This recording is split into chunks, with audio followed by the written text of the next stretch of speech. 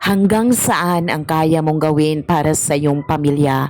Ano nga ba ang mga bagay na kaya mong isakripisyo para sa kanila? Kung alam mo sobrang nahihirapan ka na, lalaban ka pa ba? Tulad ni Lola Rimi, nakita ko siya sa umagang ito sa may kasagingan guys, na kung saan nangunguha siya at ang kanyang mga anak ng mga dahon ng saging at niluluto nila ito sa may apoy. Alam nyo ba guys na sobrang napakainit ng panahon dito sa amin at ito ang dahilan kung bakit walang pasok ang bawat paaralan dahil dapat ang mga kabataan na sa loob ng tahanan upang makaiwas sa dehydration at stroke.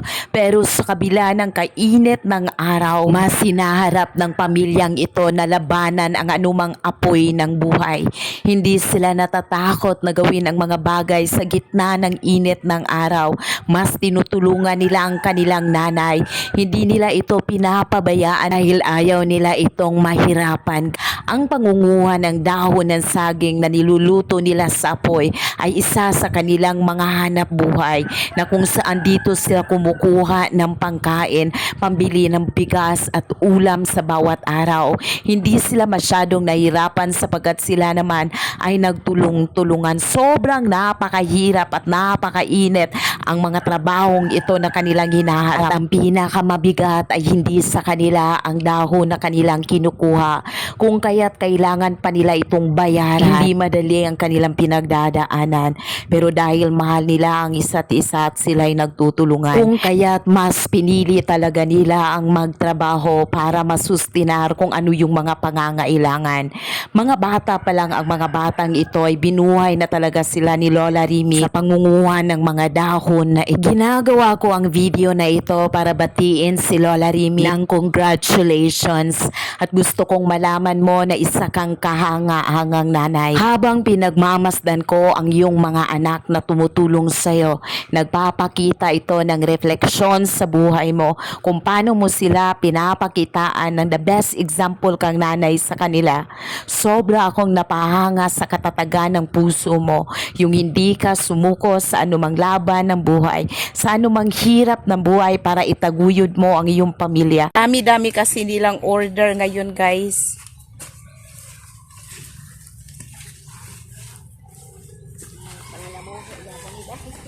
Oh, ito daw ang kanilang hanap buhay. Ya, ilang taon ka na naghanap buhay ng ganito, ya? Gagmay pa na ako mga sakop. Daan na dito sa bait kami. Gagmay pa ako mga sakop. Simula pa daw ng mga bata pa yung kanyang mga anak. Ito na talaga yung hanap buhay ni Yaya Rimi. Guys, hindi lang talaga si Rimi talaga ang magaganito. Pati yung mga anak niya, tinutulungan din siya, di ba? Ilan yung mga anak mo, ya? Pila ka buok? Oh, marami siyang mga anak din. Oh, so meron siyang 8 anak tapos nakapag-asawa na yung iba. Yung mga anak niya talaga, tinutulungan talaga nila si Yaya Rimi guys na ganito yung gagawin nila. At upang mabayaran nila ang bawat dahon na kanilang nakuha ay kailangan nilang bilangin ang bawat stick nito.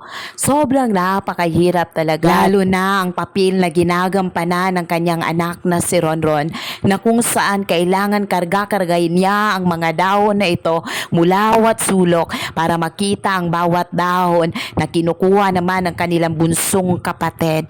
Hindi madali ang kanilang pinagdadaanan pero sabay silang nangangarap na matulungan lang talaga ang kanilang nanay. Para sa mga anak na naririto na nakapanood ng videong ito, hanggang kailan ang kaya mong gawin para sa nanay mo?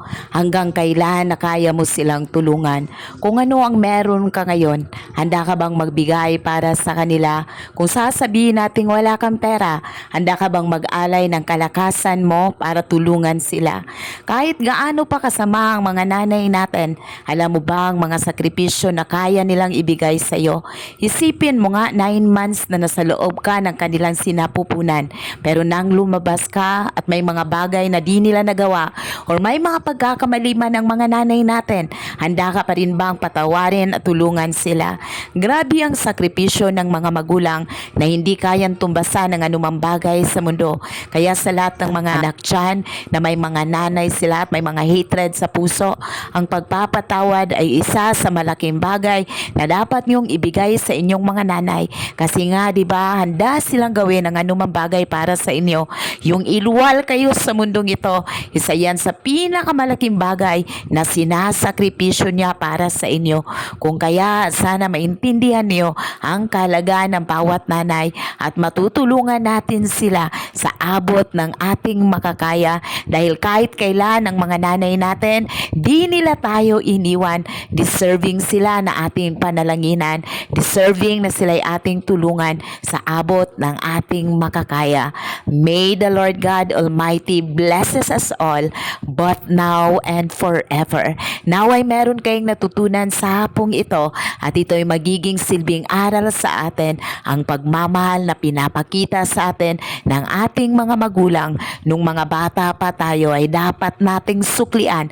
Ngayong mga malalaki na tayo, sana hindi tayo magsasawa na ipakita sa kanila ang tulong na karapat-dapat para sa kanila. Lalo na kapag matatanda na ang ating mga magulang, huwag natin silang hayaan na mag-isa na lumalaban. Dapat nandun tayo para harapin ang anumang laban at hamon ng buhay. To God be all the glory. May the Lord God Almighty blesses us all, both now and forever. God bless you.